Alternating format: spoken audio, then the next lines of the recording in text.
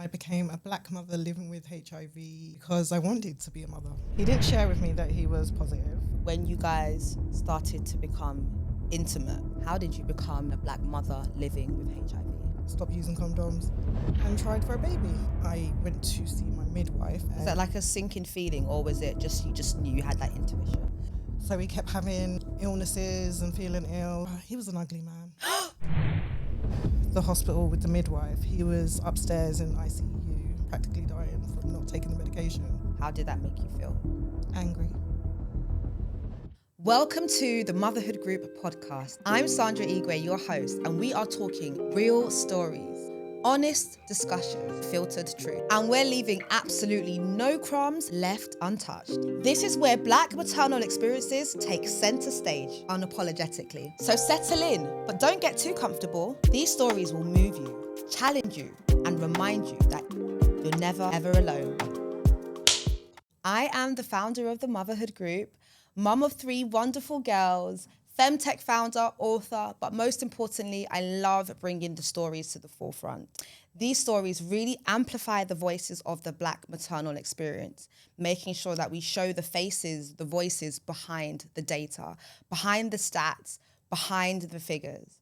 But I'm so honored and pleased to be here with a fantastic, inspirational, bold, courageous woman. So if you'd like to introduce yourself first and foremost, that would be great. My name's Liswana Griffiths and I'm a woman living with HIV for over 20 years. Wow. And when you say that you are a woman living with HIV for over 20 years, how does that make you feel?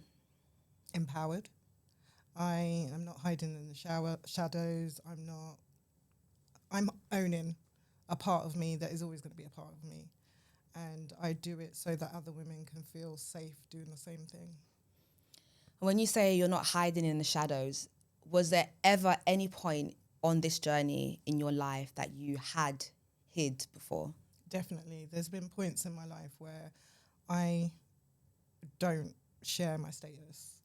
And that's not because I'm trying to hide, but it's because the rules and the guidelines and legally things changed over those 20 years. Okay.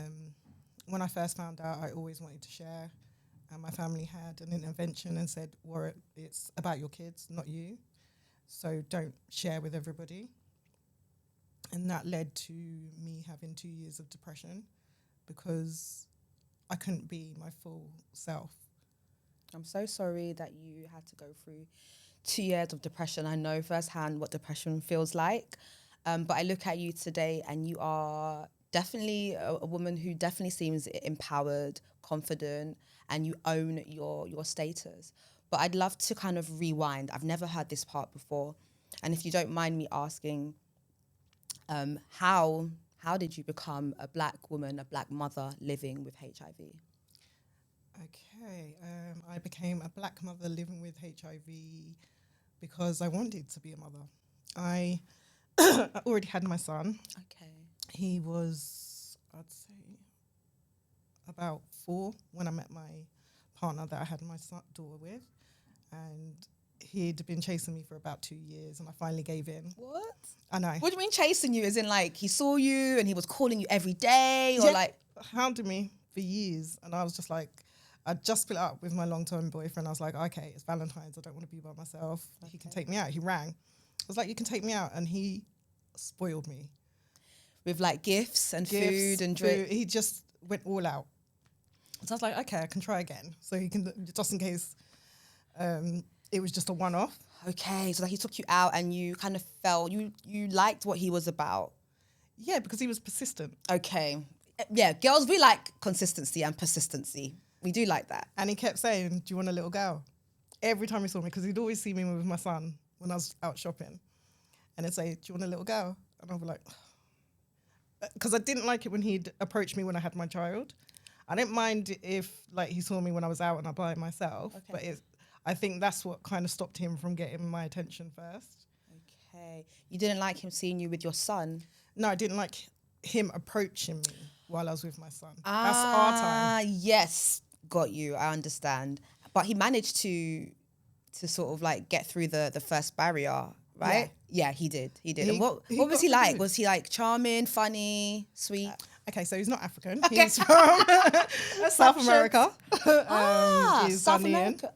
Okay. He spoke 3 different languages. He's very intelligent. He caught my mind. Okay. He remembered things that I'd tell him. He you know, like, he was very emotionally intelligent. I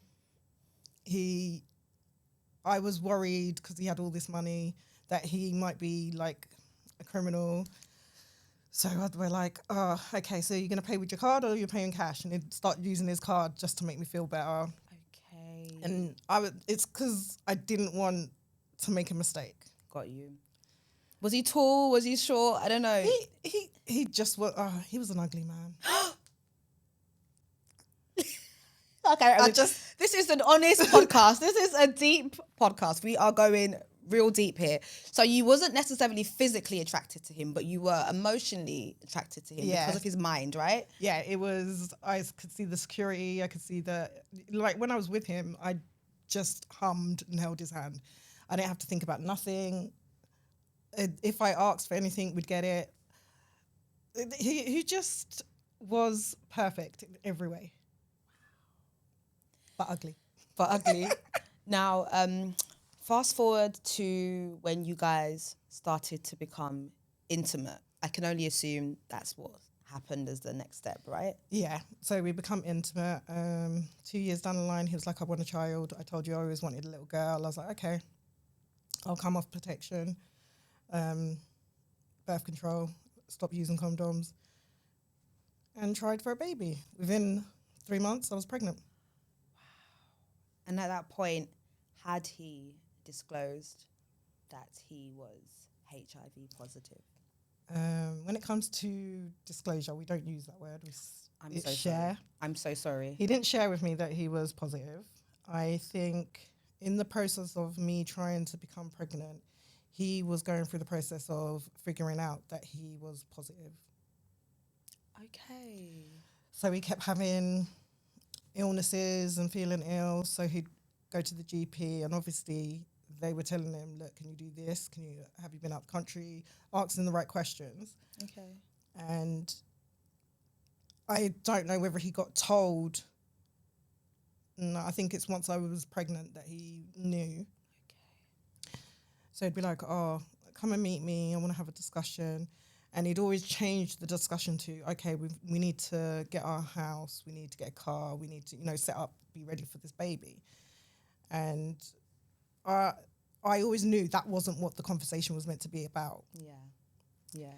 Was that like a sinking feeling, or was it just you just knew you had that intuition? Yeah, I knew there was something up, but I didn't know what it was. Okay. And I ended up obviously doing the bloods. When you, 3 months, you do the bloods. They asked, would you like to do HIV test? I said yes. And then I got a letter saying there's something wrong with your bloods. I open the letter, I go to my mum. It says there's something wrong with my bloods. I know it's not. I'm not iron deficient. Yeah. I have been testing up until now, so it's got to be HIV. It's like, no, it's probably something else. Just wait until they tell you. And I went to see my midwife at the GP's first, and she took my bloods, but she didn't put on any gloves. So I was like, oh, okay, so it might be all right. Okay. She goes, you've got to go to the hospital to meet another midwife. And I went, and the midwife come out to meet me. And she goes, do you know why you're here? And I said, yeah, I think I got HIV. And she goes, how did you know? I go, it's got to be the only thing, because I've been testing myself all these years, so it's got to be that.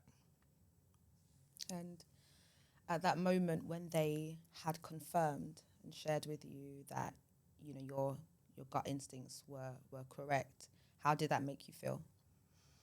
Angry. Angry with who? With myself, for putting myself in that situation, and for my child. I didn't know much about whether I could pass it to my child. Okay. I didn't have that kind of information. I just knew that I would still live because there's medication, but I didn't know the ins and outs about being pregnant while living with HIV. And take me back to that moment when you felt that sort of like that rage and that anger, which I think is justifiable, not so much at yourself. What did your partner say and how did you respond to him? Okay, my partner, I didn't actually know that I was pregnant for when we had an argument, and I didn't realise my hormones were just going crazy, and I hated the smell of him, the look of him, everything. I couldn't stand him. Okay. And I was like, leave me alone, we're done. And then I went to go to the clinic to get tested and everything because I was splitting up the relationship. Go do a pregnancy test, and they're like, yeah, you're pregnant. I was like, oh, okay. So I had to let him know. I just texted him and said, look, I'm pregnant. And I hadn't seen him since. So I'm going through the motions of get myself okay with the baby, and then I'd inform him about what's going on. While I was in the hospital with the midwife, he was upstairs in ICU because he was practically dying from not taking the medication. My goodness. But I didn't know all that. You were pregnant. Lisana, you were pregnant. You had a partner that you were breaking up with or just recently broke up with, and he was in the ICU. I didn't know. You didn't know he was in the ICU. That's a lot. That's a lot to take on in one given moment. What was your support look? What did your support look like? Were your family aware? Were you able to confide in them and share with them how you were feeling? Like I said, I didn't mind people knowing. So I went to the hospital with my friend. I told her. I rang my mum and told her. My mum must have rang my auntie and told her. So it was like a knock-on effect. People were telling everybody. I didn't think nothing of it. As long they were like, you're going to take these medications and we're going to check you more regularly than when we normally did when you were pregnant before. And here's some pamphlets. I don't think I got that my life is over kind of feeling. It was more, I've got kids to look after. I've got to keep it moving.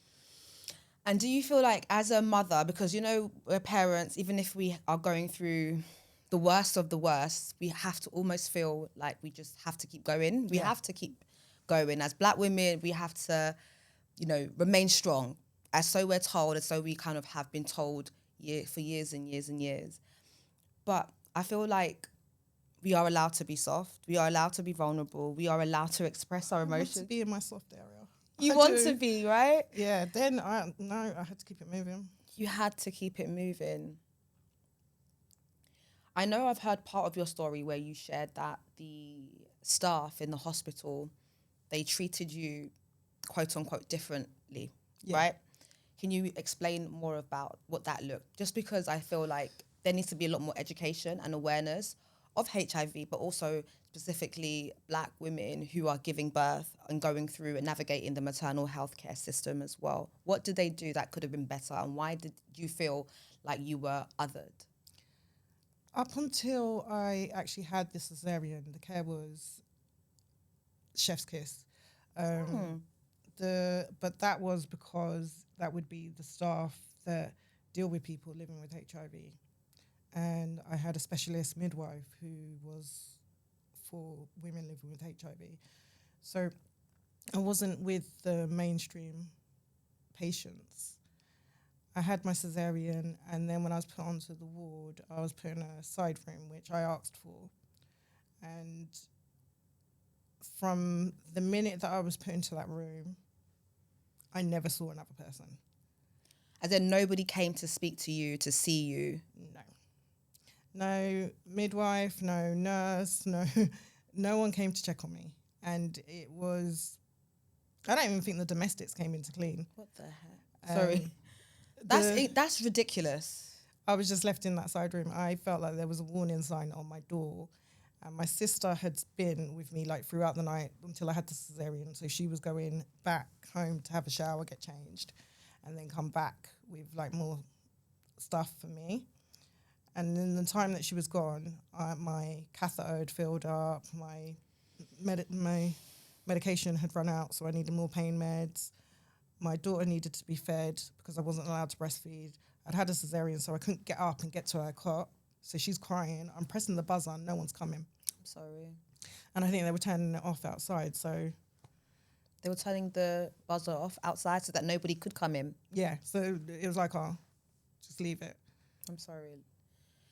I mean, that's what really frustrates me when you hear all of these stories and we are being told time and time again, no, we treat everybody equally regardless of their race. But we do have to remember this was over 20 years ago. It was 20 years ago. And do you think that things have changed now based on your sort of campaigning work and what you speak about and what you've seen, especially in your profession? Do you think that it's changed or it's exactly the same? I will honestly say I don't think it has changed. I had a child 3 years ago. Okay. And Your third child. Yeah. Oh, surprise baby. amazing. And I expected the healthcare team to be more educated because of the work that I do. I'm an advocate. I've done programs where we train healthcare professionals on how to engage with people living with HIV. Yeah. Not just being in our silos, but all forms of healthcare. So I expected to walk into this hospital and the midwives to all be up on the knowledge of bloodborne viruses. And I know that it was COVID and maybe she was being very cautious, but this midwife took my appointment because my original midwife was sick. And we'd gone through, it takes about an hour, I think, for the first initial meeting. And we got near to the end where she was meant to do the bloods and urine. And she was like, oh, would you like to do HIV test? I go, yeah, I'll do it. But I already know my status. I'm positive. And she goes, oh, hold on, and left the room and went and spoke to her colleagues. And I could hear them outside the door. She's like, I don't know what to do with this patient. And all she had to do was come back, do my bloods, and finish the appointment. And that's it. She finally come back in and said, I can't see you. You have to come back. You're meant to see the specialist midwife who deals with people like you who are on drugs and things like that. She said, people like you. Mm-hmm. Does she... Sorry, that makes me really, really angry to know that there are people in positions that are supposed to care, provide that support, at the very least, use words and language that will make you feel comfortable. How did that make you feel when she said, people like you? I was upset. I was like, if I didn't know my rights and have the information that I have, then I would have walked out of this building and never come back.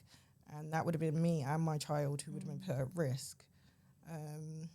I counted for as long as I could and said thank you and left.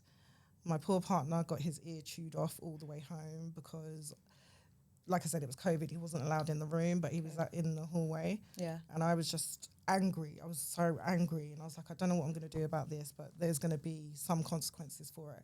I didn't want her to be sacked. I just needed her to be educated. And I informed my consultant and the specialist midwife once I saw them again.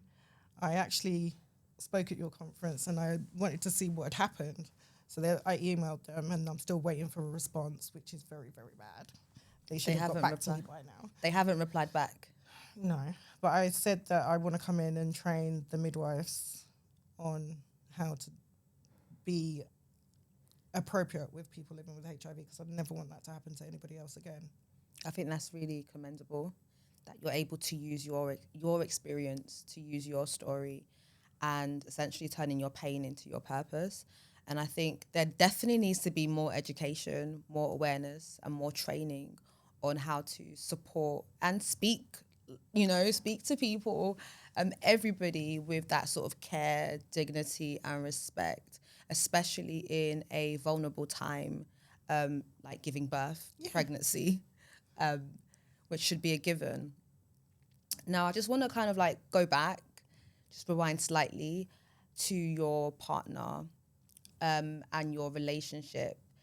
And in terms of that, this new baby is coming and there's a mixture of, I guess, feeling excited and happy. You're going to give birth, you're going to have a child, have your daughter.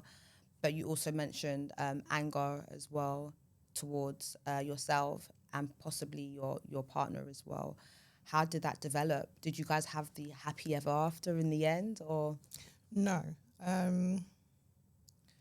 I personally think if he'd told me, I would have got over it. I think because he never actually said the words to me. He never said it? No, he still hasn't. What do you mean he still hasn't?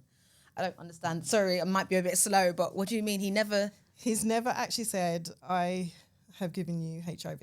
He's never said that I put you at risk, that I put your child at risk. I gave birth and I had a cesarean. The hospital treated me very horribly. I left the next day, so I only stayed in there 24 hours. And then when I got home, I got changed and I went to his house.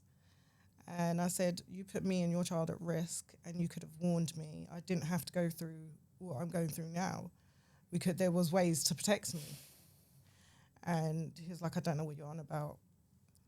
And because obviously he'd come out of hospital, his mum and brother and that were there. So the brother called me and said, look, I know what's going on. Because I shouted it. I was like, oh, your son's giving me HIV. And the mum's like, no, he's got tuberculosis. That's why he was ill. Are you being for real? Yeah, she had no clue. He didn't tell her. Oh, and she didn't the medical know. team are not allowed to tell. They just said he had tuberculosis. So they lied, or? And it's not a lie, but you're not allowed to inform. So he has to be the one to share with his family, and he wasn't prepared to do that? No. But the brother knew. So he rang me and he said, yeah, I know what's going on. Is the baby okay? Okay.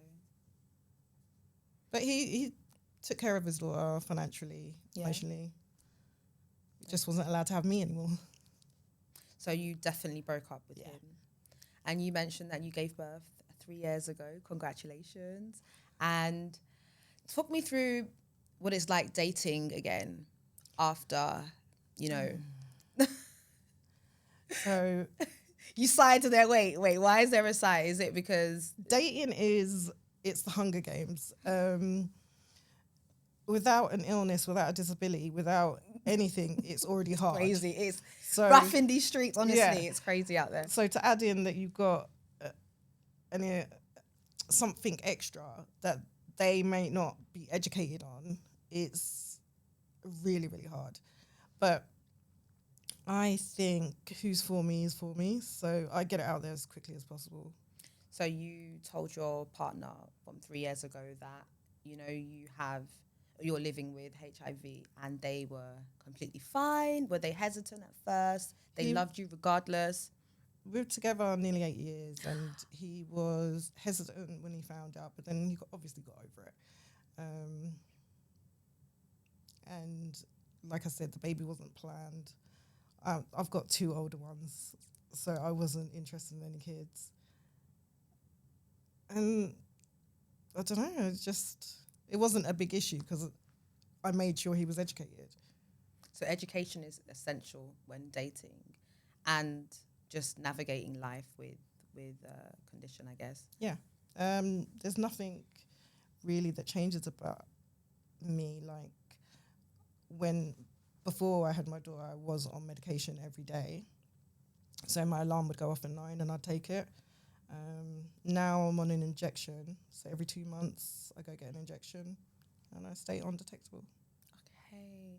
And for those viewers who might not be as clued up as you, because I know that I'm learning as well, what does undetectable actually mean?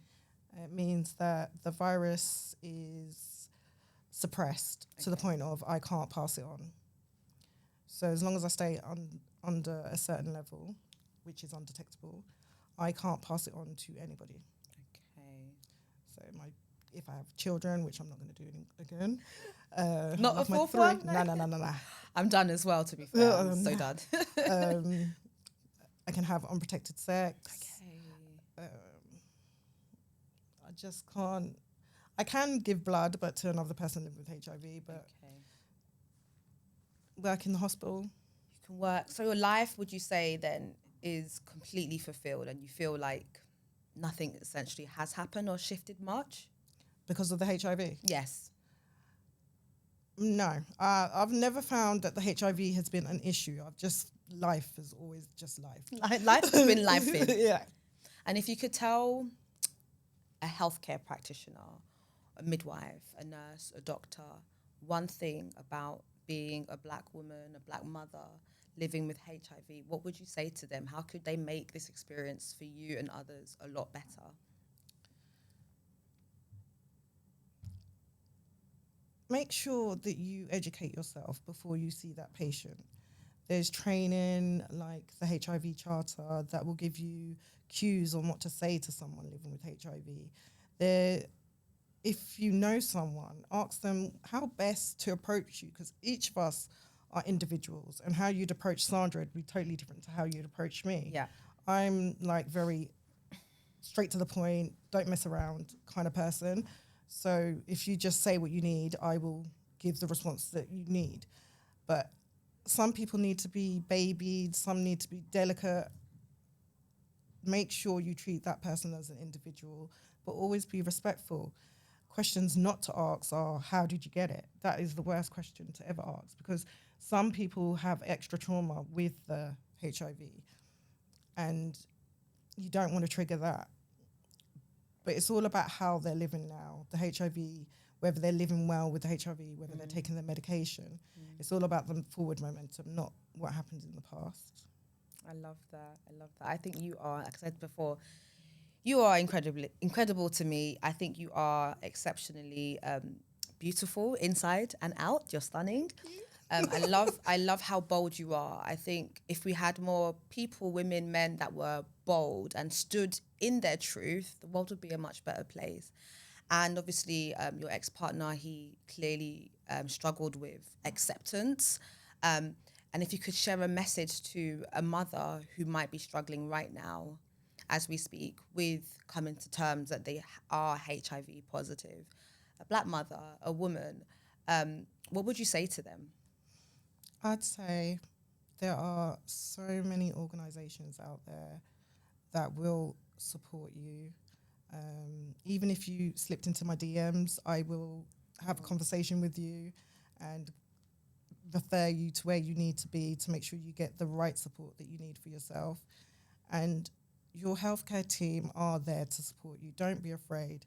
There are no stupid questions. And if you don't think something's right for you, speak up. Love that. I love that. Okay, before we start to close, I'm going to ask you a few questions. This is a game, this or that. Make sure you answer in the first 5 seconds, okay? Don't ponder too much, okay? I won't. Okay. I like direct. Are you a morning workout person or an evening unwinding person? I'm more a morning. Morning. Are you more home cooking or eat out restaurant? Someone else is paying, I eat out. Beach holiday or city break? Beach holiday. I like water. Podcast or music? Oh, both. Pick one. You can't cheat. Music. Music. I need a soundtrack. Social media or sharing private moments? Social media. Let's speak up more. I love that. Yay! I absolutely loved having you. Thank you guys for tuning in to this episode of In Conversations with. I am Sandra Igwe, and I've loved sharing the different stories of different women and people navigating life, motherhood, the maternal health experience, or just family as a whole.